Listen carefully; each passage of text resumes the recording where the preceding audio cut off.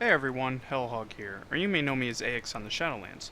I wanted to make an Arsenal Mercenary guide, which is something I neglected to do in 3.0. I'm also making a Republic side version for you Commando users. If you'd like the gunnery version of this guide, you can find that as well as Assault Specialist, Innovative Ordnance, Assassin, and Shadow guides in the description below or on my YouTube channel. This guide will focus on the PvE side of Arsenal and is broken up into 6 parts. Timestamps to the separate parts can be found in the description below if you'd like to skip ahead. The 6 parts are Arsenal's purpose and usefulness in flashpoints and operations, a gearing overview, utilities overview, abilities overview, the rotation, and finally an example dummy parse. Let's get started. Overall, Arsenal and operations and flashpoints is a fantastic discipline. It sits at the top tier of DPS, only second to snipers for range classes, yet is far superior in mobility. It has great sustained and burst damage, only suffering slightly in the area of effect department due to small overall radius, high cost, and long cooldowns of the AoE abilities. Survivability is made easy with the correct utility choices and moderately okay cooldowns, as well as the ability to off-heal. The rotation itself is arguably the easiest in the game with very little worry for heat management and the ability to target switch on a dime. Unlike in 3.0, where Arsenal is one of the worst parsing disciplines and greatly outshined by its big brother Innovative Ordnance, now it matches up quite well. Although technically still lower parsing than IO, the difference is so slim that with Arsenal's ability to stop and pick up its rotation with no problem, little to no worry about heat management, better AoE, and the better chaff flare cooldown in most circumstances, Arsenal has become the de facto choice for most mercenary players. Given all the above, Arsenal is viable in all fights for flashpoints and operations, including Nightmare mode.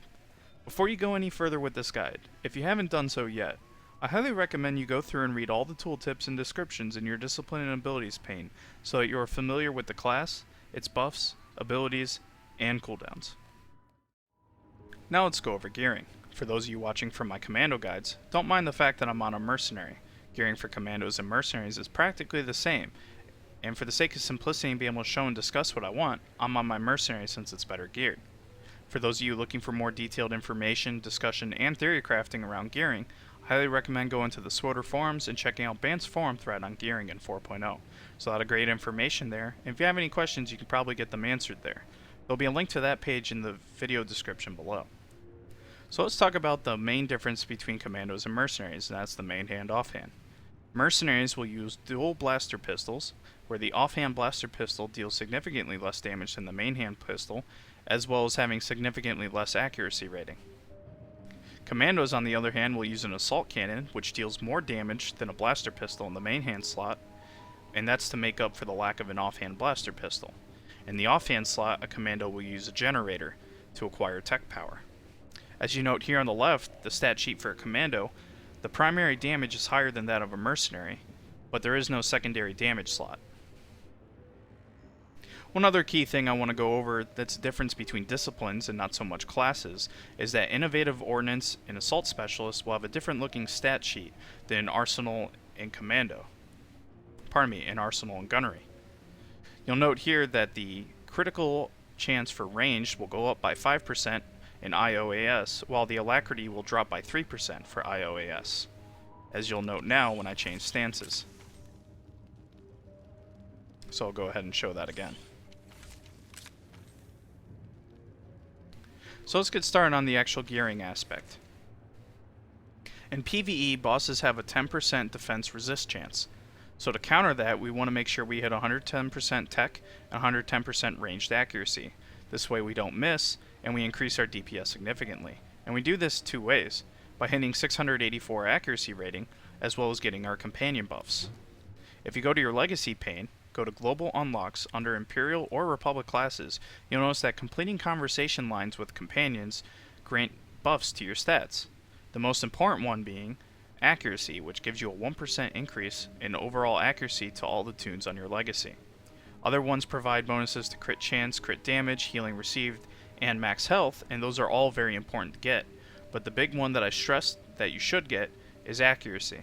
Now, you don't have to do it on a bounty hunter or on a trooper. Let's say you completed conversation lines with Lord Scourge for a Jedi Knight. That will grant the accuracy bonus to all the characters on your Legacy.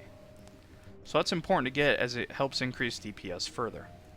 Now, the way we get 684 accuracy rating is twofold. The first method is the method I like to use, and the reason I go with this method is A, because I was already doing this before proficient stems came around and I didn't want to change my gearing, and also because I PvE and PvP, and switching between the two it's easier to stick with the same stem. So in this method we use a versatile stem which grants mastery and power, and to get our accuracy we use 2 initiative enhancements, which are the best in slot accuracy enhancements available, and 5 accuracy augments. Alternatively, you can use a polybiotic proficient stem, which instead of mastery and power grants accuracy and crit rating. You will still use 2 initiative enhancements, but now instead of 5 you will only use 2 accuracy augments. Doing this in 220 and 224 gear will grant you the accuracy cap with the minimum amount of wasted stat. If you're in 216 gear, you'll be just under the accuracy cap, but that's not a big deal for the content you'll be playing in 216 gear. As a note, for Mercenary users, because your offhand is still under 110% accuracy, that extra accuracy stat is actually not wasted, like it is for Commandos and most other classes in the game. Now, going into set bonuses, for Commandos and Mercenaries you want to make sure you use the Eliminator set bonus, as that's what grants bonuses to your damage, decreases cooldowns on one of your defensives, and gives you auto crits. Now for actual individual gearing, once I've hit my accuracy cap, I personally like around 800 alacrity and 1300 critical rating for both IOAS and Arsenal Gunnery. From there you can kind of play around with what works best for you and what you prefer, but this is what I've come to like and what works best for me. Now you'll get accuracy enhancements when you turn in tokens in the glove slot, the feet slot, as well as the offhand slot. And one thing that you have the luxury for a bounty hunter is that there's also a heal class involved with bounty hunters and troopers. So since you only need 2 accuracy enhancements, once you get it in the hands and feet, you don't need to get it in the offhand as well. So get the healer offhand when you turn in an offhand token, which I believe is called the combat medic piece. So if you get that, you'll get a critical enhancement, and it just reduces the amount of min-maxing that you have to do.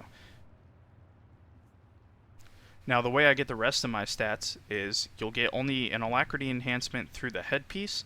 So if you want more alacrity, you need to do that through either the earpiece, implants, or you'll just have to rip from other sets that you turn in. Now I use an alacrity in the headpiece, and then the rest are crit, with the exception of the 2 accuracy enhancements. And then for augments, outside the 5 accuracy augments I use, the rest of my augments are all alacrity. And this is what provides my alacrity and critical rating that you see here. I've tried power augments and I've tried mastery augments. I've tried less crit and more alacrity and vice versa, and I find that for IOAS and Arsenal Gunnery, this is what works best for me, and this is what provides the most DPS on boss fights and parsing. I would recommend trying to get at least 800 alacrity and 1300 crit once you've hit your accuracy cap, and then kind of play with it from there to see what works best for you. I don't recommend augmenting for mastery since we're hitting high diminishing returns with the crit chance you get from mastery, and instead, if you are going to do such a thing, augment toward power. However, the current meta and what I've found is that augmenting power does not provide as much DPS as augmenting for crit and alacrity does. So this is gearing for IOAS and Arsenal Gunnery in a nutshell. Choosing your utilities for PvE Arsenal for the most part is pretty easy. You'll stick with the same utilities for almost every fight. So to go over them, Jet Escape's very situational. For the most part it's a PvP utility, so we won't worry about it too much. Afterburners is also a PvP utility, so again, something we're not going to worry about. Custom Enviro Suit is technically a survivability increase, although it's a negligible amount of health and healing received increase, it's still a survivability increase, so I would recommend taking that. Gyroscopic alignment jets, although it sounds nice, is kind of useless. It's more PvP focused, and it's more so IO instead of Arsenal focused. Arsenal has no heat issues, so it's not something I worry about. Improved Vents is something I almost always take. It allows you to do an extra tracer missile if you decide to start ramping up your heat a bit. And 10% alacrity increase means increased DPS for the 6 seconds that it's active, so it's worth taking. Power Barrier is a survivability increase. It increases your damage reduction to all types by 5% as you do your rotation, which makes life easier for healers, not to mention keeps you from dying as much. If there's a lot of AoE, to be done, and you're using sweeping blasters a significant amount, then it's worth trading off custom Enviro suit for bore sights, just so you have increased DPS on whatever AoE you're doing. And then lastly, adhesive supplements is PvP, so we're going to ignore that. In the Masterful tier, torque boosters, although it seems nice, we already have 6 seconds of hydraulic overrides to begin with, so for the most part, another 4 seconds isn't going to matter. It's on a fight-by-fight basis, so for the most part, we don't worry about it. Pyro Shield's nice to have. If you're taking a lot of damage, you pop your energy shield, you'll deal some extra damage back, increase your DPS. Infrared Sensors is very PvP, so we don't worry about it. Suit FOE is very situational. If there's a fight where there's a lot of periodic damage happening and it cannot be cleansed, and it's very stressful on the healers, and it's worth taking to make their job easier and to increase your survivability. For the most part, you don't need to take it, so again, it's on a fight-by-fight basis. In the second row here, Protective Fields, very nice to have. It increases the healing you receive when you have your energy shield up, so assuming you pop that in a stressful time for healers, it makes their job easier and it makes your survivability easier. Alternatively, if Protective Field isn't necessary, I also like Power Shield. If there's a moment where you're taking a lot of damage, you can make yourself immune to pushback, and that helps with your APM when using Tracer Missile, and thus your DPS slightly increases instead of being negatively infected. Heat Damping, this is pretty much useless all around. I wouldn't worry about this utility. Supercharged Defense is mostly PvP, although it seems nice to have a 15% increased defense chance and interrupt immunity. Nothing's going to interrupt you in PvE, and that defense chance is almost negligible in PvE as well.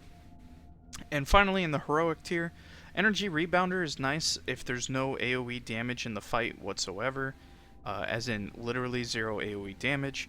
It will help if there's a lot of small trickle damage coming out. It'll mitigate it slightly. If it's mostly single hit, large hit damage, then there's not much to mitigate, and it'll be pretty useless from that perspective. And again, if it's small amount of hits occurring often, then it will reduce your energy shield but if it's just big hits that are happening occasionally, energy shield won't really come off cooldown that much quicker, making it not too useful. Power overrides, although it seems nice and is good for mobility, for the most part, it's not an issue, so I wouldn't worry about it. If you are having a mobility issue, maybe you could look into taking it. For the most part, and for most fights, I use Stabilized Armor. You reduce your AoE damage taken and stun damage taken by 30%, which is very useful. Jet Rebounder is PvP, so we don't really worry about it. Supercharged Reserves is pretty useless. Being able to build supercharged stacks over time can just be done with Culto Shot before a fight, so we don't worry about that. Culto Jets is useless as a DPS. And Thrill the Hunt is probably one of our best utilities to take. I recommend it in almost all fights, as being able to perform mechanics while maintaining DPS is huge and very important to both survivability and DPS. And then lastly, Smokescreen is pretty much PvP, so we don't worry about it. So this is pretty much the setup I go with for PvE fights. Sometimes I'll trade off Power Shield for Protective Field, or I'll trade off Custom Enviro Suit for Bore Sights, all depending on the fights that I'm doing. Next thing to go over is offensive and defensive cooldowns available to Arsenal Merc. There are 3 main defensive cooldowns available. Start, Culto Overload, which when activated, will rapidly heal you up until 40% health for 8 seconds. You can also trigger it above 40% health, however it will not actually go off until you go below 40% health. If after a minute of using it, or once it actually activates, it'll go on cooldown for 3 minutes. Our next cooldown available is Energy Shield, that when activated gives us 25% damage reduction for 12 seconds. Also, any utilities related to it will also activate during this time period. If you have the 4-piece set bonus for a Merc, your cooldown will be reduced from 2 minutes to 1 minute 45 seconds. Our final main cooldown is Chaff Flare, that when used gives us 10 seconds of 5 charges that will absorb incoming force or tech attacks. It'll only absorb direct attacks, it won't absorb dots. Now, should we be spec'd into the utility, Suit FOE, for whatever situational reason, if we use Cure on ourselves, we'll also have 30% damage reduction from periodic effects for 12 seconds. We can also use Cure on ourselves or someone else to remove and cleanse tech or physical effects, however it does not work against mental effects. So that covers all the defensive cooldowns. For offensive cooldowns, we have Supercharged Gas, which in high velocity gas cylinder just increases our armor penetration by 10%, while also increasing our alacrity while using certain abilities, such as Tracer Missile there, increased our alacrity. We also have Thermal Sensor Override, which prevents our next ability from generating any heat. So if I activate this, and then you say use Heat Seeker Missile, you notice my heat doesn't go up at all. We also have Power Surge, which prevents any activation ability from having to be activated. So under normal circumstances, Tracer Missile needs to be casted. However, I can use Power Surge and use Tracer Missile on the move. However, after that one shot, I can no longer do Tracer Missile while on the move. Our other final offensive cooldown that we have, should we get into heat trouble, is Vent Heat, which will rapidly vent heat for us and put us back in a favorable situation for DPSing. Now it is tricky to overheat an arsenal, but it can be done. So by pressing Vent Heat there, now we're in a good situation. We have two gap closers available to us, one of them being Hydraulic Overrides, which makes us immune to knockdowns and other physics, including movement impairing effects, for the 6 seconds, and it increases our movement speed by 30%.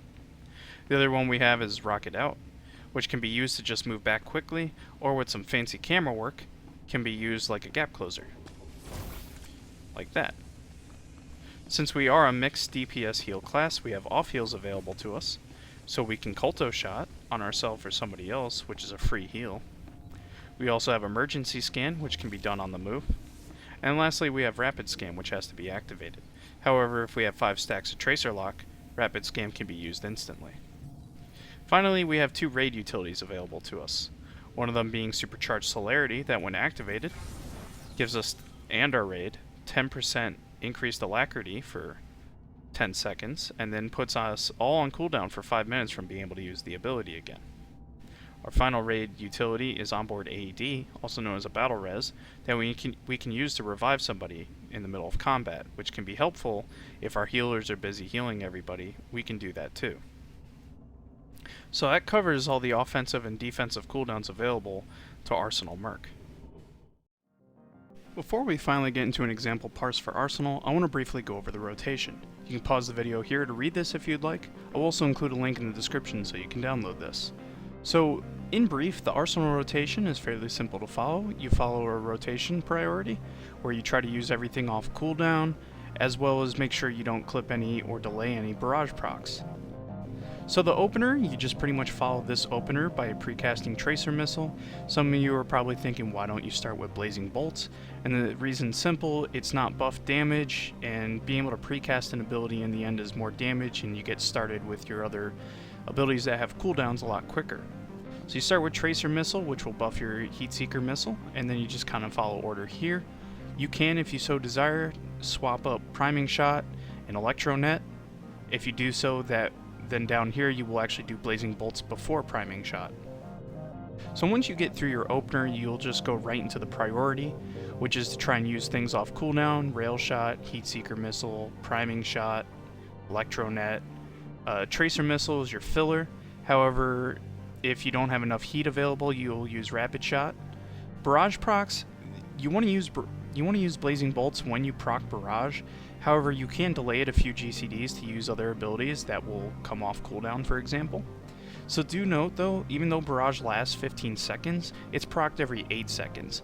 So if you go more than 3 GCDs after proccing it, you run the risk of clipping a potential proc, delaying Blazing Bolts, and then losing out on a free buffed out Blazing Bolts later in the rotation. So make sure you also note that Barrage is procced at 2 different times when using Tracer Missile. If you actually have to hardcast Tracer Missile, that means after the GCD is already completed is when Barrage procced. However, if Tracer Missile is instant because you either burned Power Surge or Priming Shot, then it started at the beginning of the GCD. So keep that in mind for your Barrage procs. Situationally speaking, if you have to be mobile, which is something that's very common in operations, then you have a few options. One is to use Power Surge plus Tracer Missile, assuming other items such as Heat Seeker Missile or priming shot or rail shot are not off cooldown. If you're in melee range for whatever reason, your best alternative to Tracer Missile if you have to move is Rocket Punch because it does the same damage practically as Tracer Missile. The only downside is it will not proc Barrage, it will not grant you one Tracer Lock. The other option you have is to use Missile Blast, which does slightly more damage than Rapid Shot. Just be careful, Missile Blast is more expensive than Tracer Missile, so it can cause you to be in some heat trouble.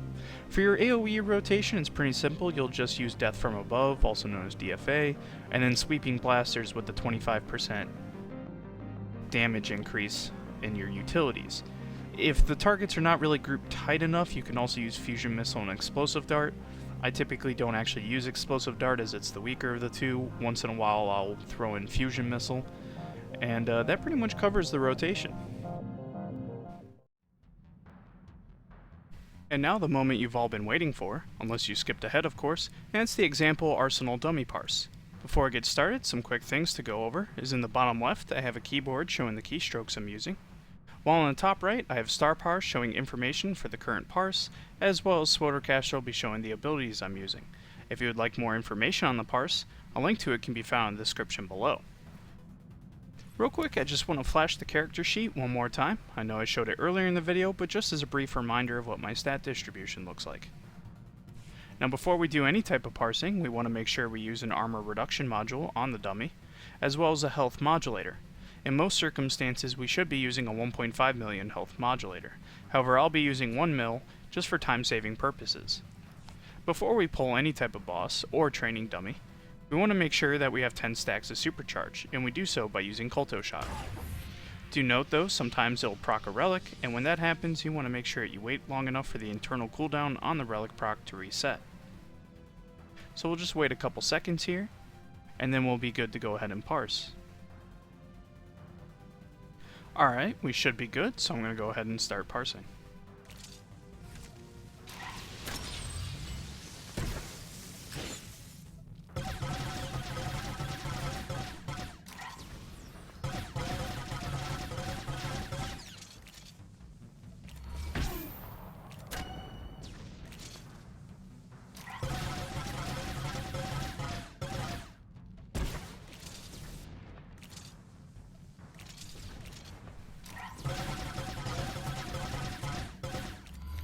I'm going to go ahead and use a cooldown, that Heat Seeker missile, just for heat management purposes.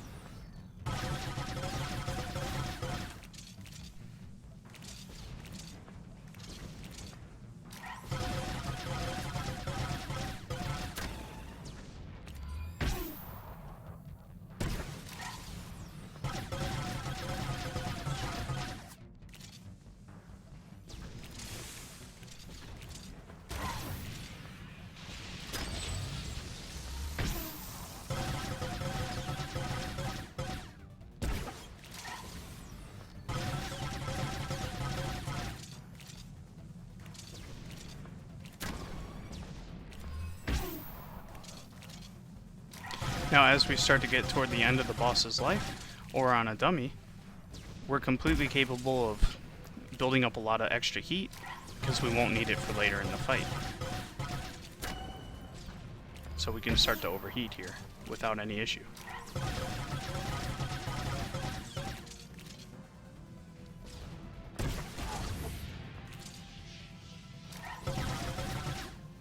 And there you go. That's an example, Arsenal Mercenary dummy parse. Thanks for watching. I hope you found this guide to be helpful. If you have any questions or comments, be sure to put them in the comments section below and I'll try to respond as quickly as possible. Feel free to share this video, and as always, good hunting out there.